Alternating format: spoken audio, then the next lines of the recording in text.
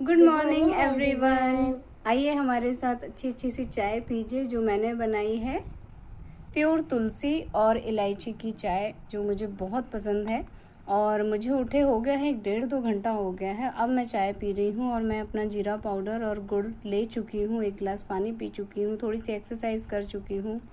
तो हम मम्मा बेटू थोड़ी सी पहले चाय ले लें, उत्कर्ष अपने बिस्किट्स खा लें और उसके बाद हम थोड़ा ऊपर जाते हैं, फिर आप लोगों से मिलते हैं।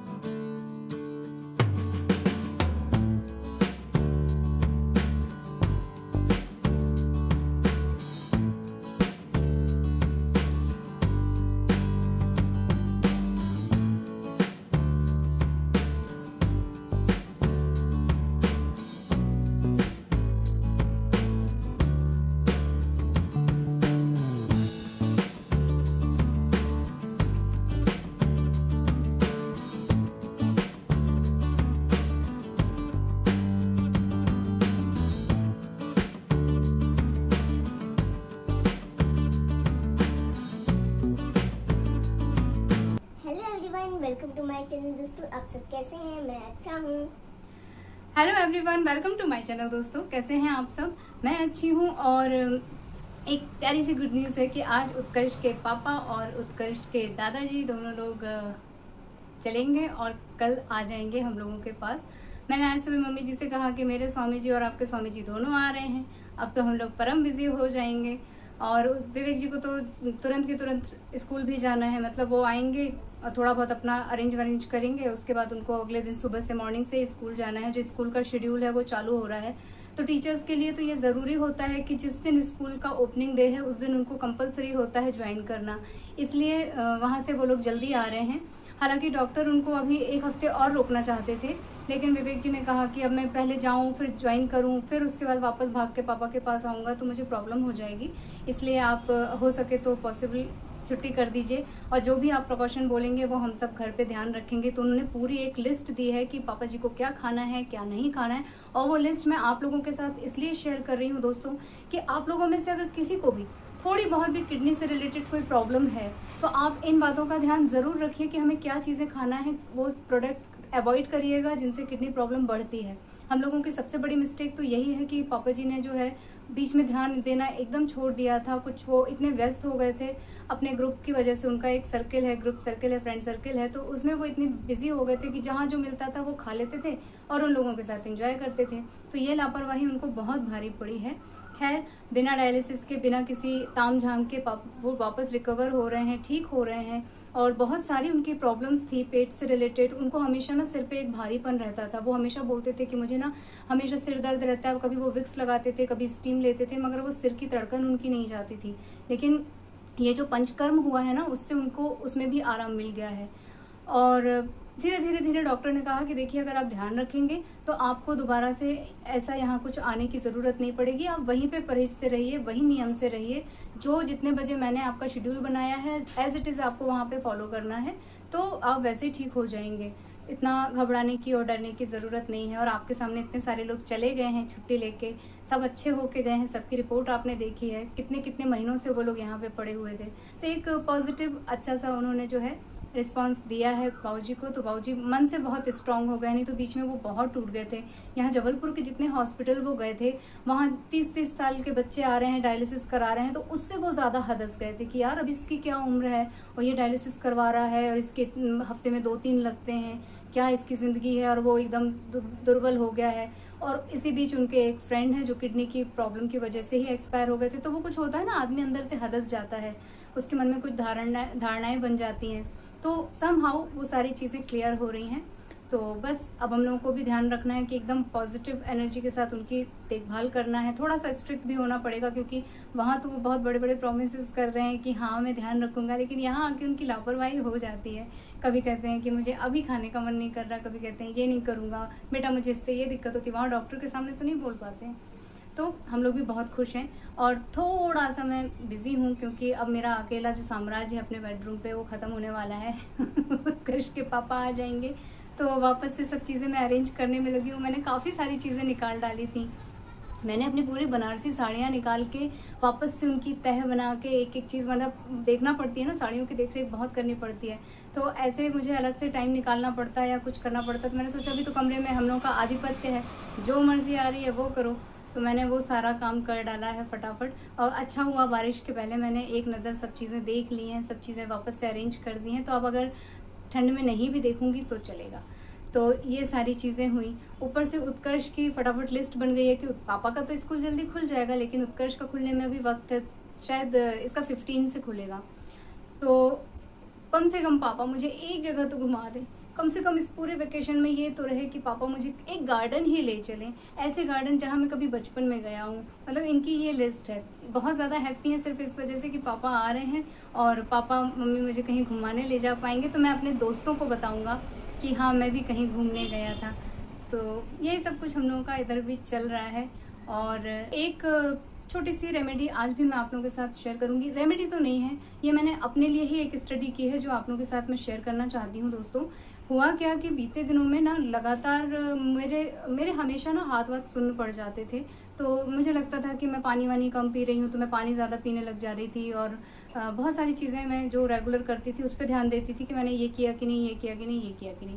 लेकिन फिर भी मैंने नोटिस किया कि यार हर दूसरे दिन ये हो रहा है कि बैठ के कुछ काम कर रहे हैं तो खड़े हो रहे हैं तो पैर झिनझिन झिनझिन कर रहे हैं, हाथों में झिनझिनी हो रही है, थोड़ी देर ऐसे किए हूँ तो हाथों में झिनझिनी हो रही है। तो फिर मैंने स्टडी की कि आखिर ऐसा क्या है जो मुझसे मिस हो रहा है और मुझे ये रेगुलर हो रहा है।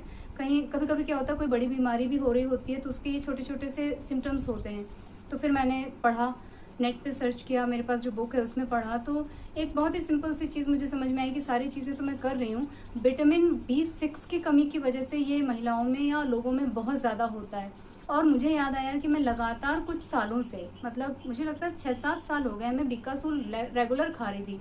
पहले मैं दोनों टाइम खाती थी, फिर मैंने उसे एक टाइम कर दिया।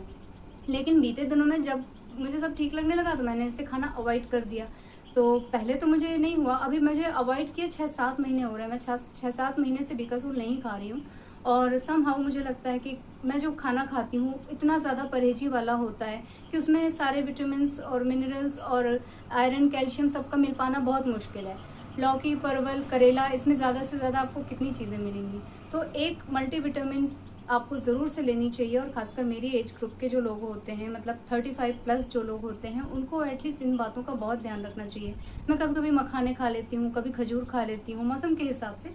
गुड़ मैं रेगुलर खा ही रही हूँ, लेकिन मुझे ये फिर भी ध्यान रखना है कि मेरी जो रिकवरी है बॉडी की, वो जितना बच्चों को जल्दी से होता है ना, क्विक सब चीज़ें एज इट इज़ मिल जाती हैं, जल्दी जल्दी पोषण मिलता है, वैसा बड़ों के साथ नहीं होता। हम इतना कैल्शियम खाएंगे तब कहीं जाके हमारी बॉडी में वो थोड़ा सा लगेगा, एज वाइज बता रही हूँ। तो मैंने फिर से वापस से बिकासूल लेना शुरू किया है एक टाइम।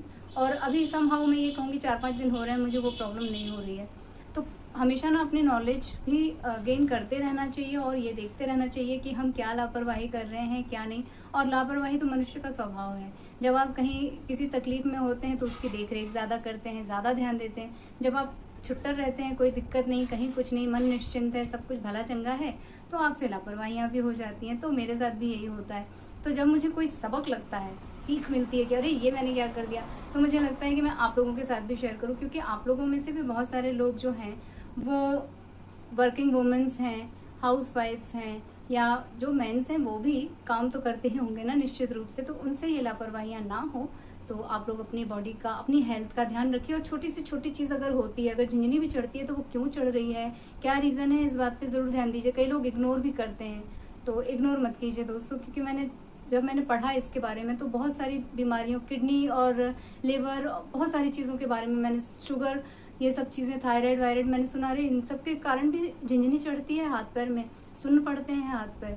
तो ये हम लोगों को ध्यान रखना पड़ेगा।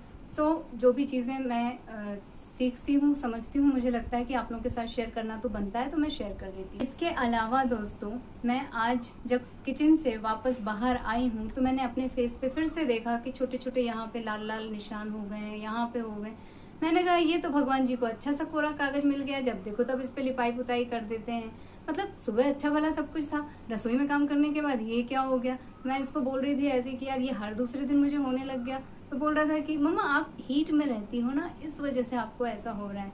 फिर जाऊँ मैं एलोवेरा की शरण में अपना फिसवा ठीक करने के लिए, क्योंकि मुझे मेकअप लुक्स करने हैं। अगर ये ऐसे बंदरिया बनी रहूंगी तो कैसे कर पाऊंगी कोई भी चीज़। ये दिख रहा है, देखो दिखा ना, मोबाइल में भी दिखेगा भाई, क्यों नहीं दिखेगा जब हमको दिख रहा है इतना सारा। ये है कि पिछली बार से कम है, लेकिन है तो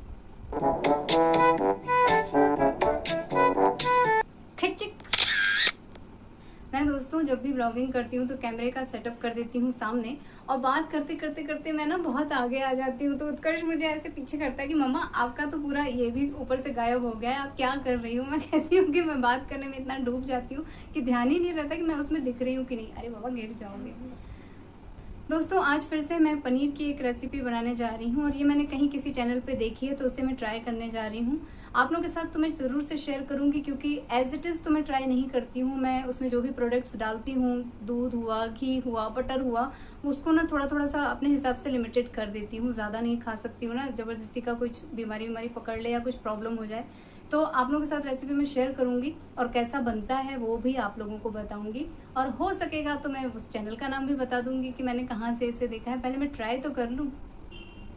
दोस्तों इसी के साथ मैं आज का अपना ब्लॉग यहीं पे एंड करती हूँ। आप लोगों से लेती हूँ विदा। आप लोगों में से जो लोग नए हैं प्लीज़ मेरे चैनल को सब्सक्राइब कीजिएगा, वीडियोस को लाइक कीजिएगा, और अपने फैमिली और फ्रेंड्स के साथ उसे शेयर कीजिएगा दोस्तों। और कमेंट डाउन करना मत भूलिएगा। आपके कमेंट्स मेरा हौसला है, मेरी हिम्मत है दोस्तों, और मुझे बहुत सारा प्यार देने के लिए आपका दिल से थैंक यू। वो तो मैं हर वीडियो में करना चाहती हूँ, क्योंकि जितना करो उतना कम है। बिना आप लोगों के मेरी ये यूट्यूब फैमिली अधूरी है, और बिना आप लोगों से बात किए तो लगता है खाना ही नहीं पचेगा मेरा। बाप रे क्या हालत। तो अपनी नई बातें लेकर मैं कल के वीडियो में आती हूँ आप लोगों के पास। तब तक के लिए आप लोग अपना ख्याल रखिएगा। Tata bye bye. Bye bye and thank you for watching. दोस्तों आज की रेसिपी बनाने के लिए मैंने ये सामग्री ले ली है। ये थोड़े से साबुत मसाले ले लिए हैं, और ये मैंने काजू को पानी में भिगो दिया है। सबसे पहले मैं पैन को थोड़ा सा ग्रीस करके पनीर सेक ले रही हूँ। इसमें ज़रूरी नहीं है कि आप पनीर को सेकें, लेकिन मैं थोड़ा सा सेक लेती हूँ।